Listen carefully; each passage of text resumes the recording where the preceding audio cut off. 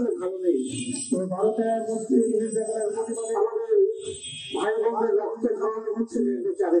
ঢাকা মহানগর দক্ষিণের উদ্যোগে আমরা দেখেছি যে গত 1.5 বছর ধরে নির্মম বর্বরতার সাক্ষী হয়ে আছে বিশ্ব। 7ই অক্টোবর থেকে শুরু করে এই 1.5 বছর গভর্নমেন্টের অফিসিয়াল পরিসংখ্যান অনুযায়ী 62,000 ফিলিস্তিনি শহীদ হয়েছে এবং অসংখ্য মানুষ এখনো পাথরের নিচে নিখোঁজ আছে। প্রায় 1.5 লক্ষ ভাই বোন শিশু আহত হয়েছে।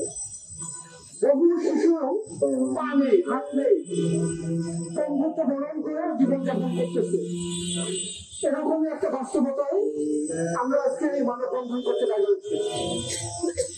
প্রায় 1 বছরের বেশি সময় ধরে চলে এরকম জীবনের অবসান ঘটেছিল প্রায় কিছুটা যুদ্ধবিরতি চুক্তির মাধ্যমে। কিন্তু ইহুদিরা জায়নিস্টরা তাদের চুক্তির প্রতি সৎ না। তারা এই চুক্তি ভঙ্গ করে ছোটখাটো আক্রমণে 2 মাস ধরে চালিয়ে গেছে। 19 জানুয়ারিতে যুদ্ধবিরতি চুক্তি শুরু হয়। গত 18 মার্চ তারা ম্যাসিভ স্কেলে এয়ার স্ট্রাইক শুরু করে এবং এই গত 2 দিনে প্রায় 900 ফিলিস্তিনি শহীদ হয়েছে এবং এর মধ্যে প্রায় 190 শিশু। এইরকম একটা বাস্তবতায় আমরা এখানে মানববন্ধন করতেছি।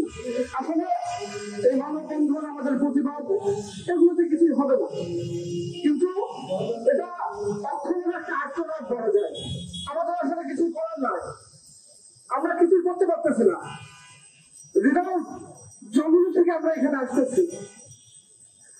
আমি দেখছি যে প্রায় 10 জনের পায়ে অ্যাম্পুটেশন করা হয়েছে অ্যানেস্থেসিয়া ছাড়া এই 2 দিনে। কোনো অর্জন করার ওষুধ ছাড়াই, কোনো ব্যথানাশক ওষুধ ছাড়াই 10 জনের পায়ে অ্যাম্পুটেশন করা হয়েছে।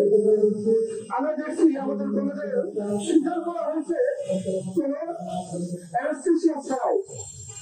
এইরকম একটা বাস্তবতার মধ্যে দিয়ে আমি আসলে গরম বক্তৃতা দেওয়ার মতো অবস্থায় নাই।